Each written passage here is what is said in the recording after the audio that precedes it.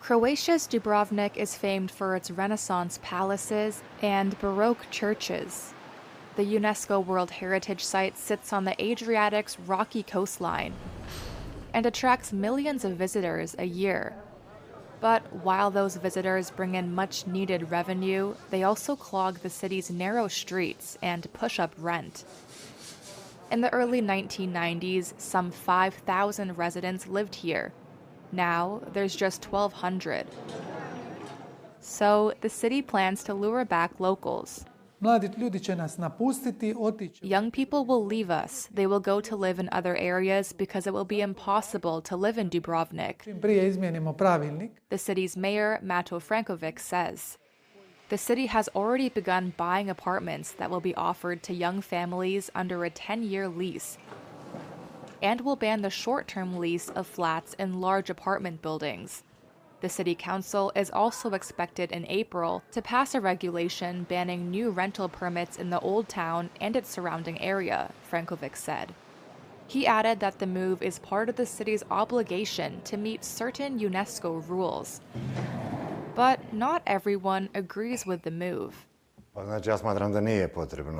I don't think it is necessary to ban or limit the number of apartments for rent. Vedran Mijovic is from an estate agency that manages some 150 units in Dubrovnik. Mijovic says private accommodation is much better for the community over large hotels and resorts, which, he says, only benefit big foreign funds. As TikTok fans in the United States worry about losing access to the wildly popular short video app, there are lessons they can learn from their Indian counterparts. India banned TikTok in 2020. At the time, the government's decision shocked the country's 200 million users. Online content creator Nitigya Joshi says the ban caused real financial pains for millions. So it was, a very struggle time for all our influencers, because they were all dependent on this particular app for their all payments and their daily lifestyle.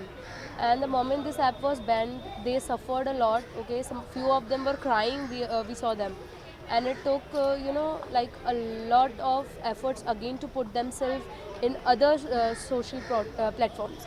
But in the 4 years since, many have found other alternatives to TikTok. Sanjivani Sharma started off as a 16-year-old schoolgirl, putting her music and dance videos on TikTok. She says nowadays, social media influencers no longer keep all their eggs in the same basket. So we are always ready to rock and roll on any social media platforms. If one platform closes, we are always ready that if Instagram will close because our earning is coming from that particular source, we will shift to YouTube Shorts. If YouTube Short closes, we are definitely sure another app will come.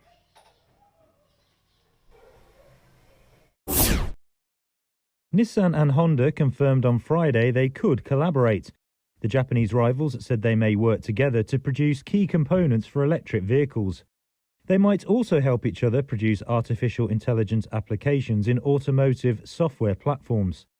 That move comes as the automakers face strong competition from China's BYD, Tesla and other EV makers. Nissan CEO Makoto Uchida said emerging players are very aggressive and making inroads at incredible speed.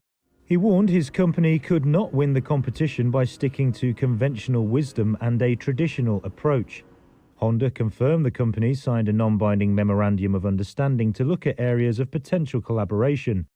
But the automaker added it has not yet decided the scope of that relationship. Nissan has existing business alliances with Renault and Mitsubishi. It cooperates with the French firm on EVs, mainly in Europe. Honda is aiming to increase its ratio of electric vehicles and fuel cell vehicles to 100% of all sales by 2040. Air raid sirens are an almost daily disturbance for the southern Russian city of Belgorod. The rush for cover, a reminder of the full-scale war with Ukraine that exists over the border, only 25 miles from the city. Scores of civilians have been killed in drone and missile strikes from Ukraine since February 2022. Kiev denies targeting civilians just as Moscow does. despite Russia having launched drones and missiles against Ukraine, killing thousands of civilians and causing hundreds of billions of dollars worth of damage. Comparatively, Belgorod remains largely unscathed. But in the worst civilian loss of life from foreign enemy fire in internationally recognised Russian territory since World War II, 25 were killed and more than 100 wounded in missile attacks on the city in December last year. As the three-day presidential election began on Friday, a missile alert forced election officials to take shelter at a polling station. Voting was briefly halted, according to Russia's RIA state news agency. Despite the constant threat, Putin's popularity remains strong. Supplies for soldiers are collected by civilian volunteers like Galina to help bring the conflict to an end, she says. She told Reuters her decision to vote for Putin is clear. There's no options. At the moment, there is no one who could be opposed to our president.